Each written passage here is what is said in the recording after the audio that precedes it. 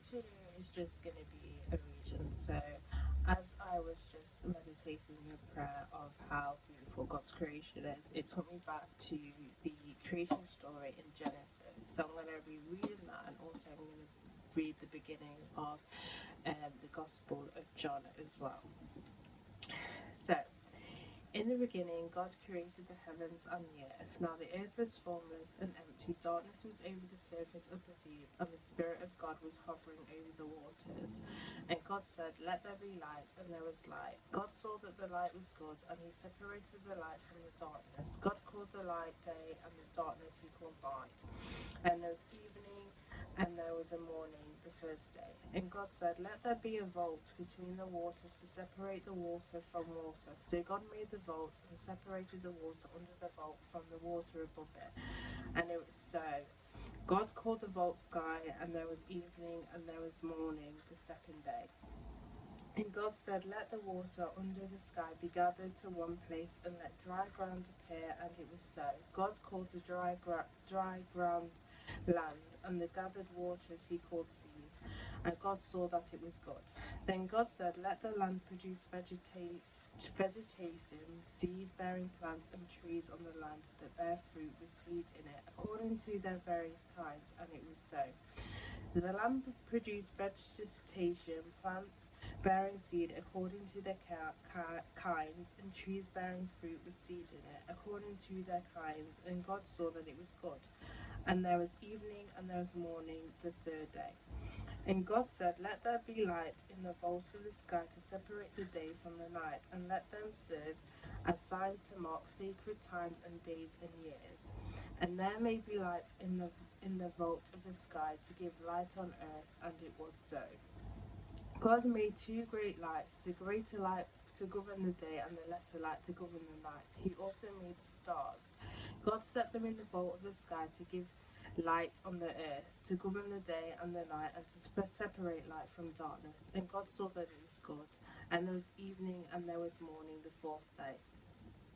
And God said, "Let the water teem with living creatures, and let birds fly above the earth across the vault of the sky."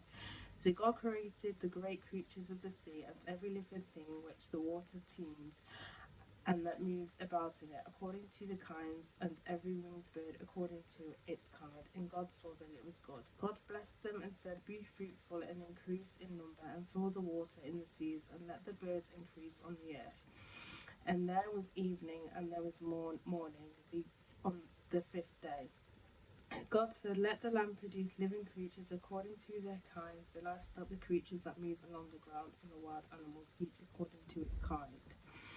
And it was so. God made the wild animals according to their kinds, the livestock according to their kinds, and all the creatures that move along the ground according to their kinds. And God saw that it was good. Then God said, "Let us make mankind in our image, in our likeness, so that they may rule over the fish in the sea, and the birds in the sky, over the livestock, and all the wild animals, and all over the creatures that move along the ground." So God created mankind in his own image. In the image of God he created them, male and female he created them. God blessed them and said to them, "Be fruitful and increase in number, fill the earth and subdue it, rule over the fish in the sea and the birds in the sky, and over every living creature that moves on the ground." Then God said, "I give you every seed-bearing plant on the face of the whole earth, and every tree that has fruit with seed in it. They will be yours for food. And to all the beasts of the earth, and to all the birds in the sky, and all the creatures that move along the ground, everything that has breath of life in it, I give every green plant for food." And it was so. God saw all that he had made, and it was very good.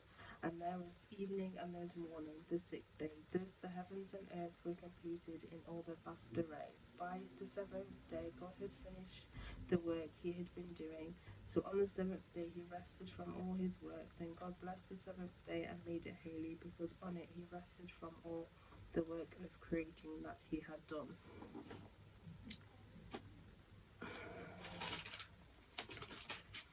And then John. So, in the beginning was the Word, and the Word was with God, and the Word was God. He was with God in the beginning. Through him all things were made. Without him nothing was made that has been made.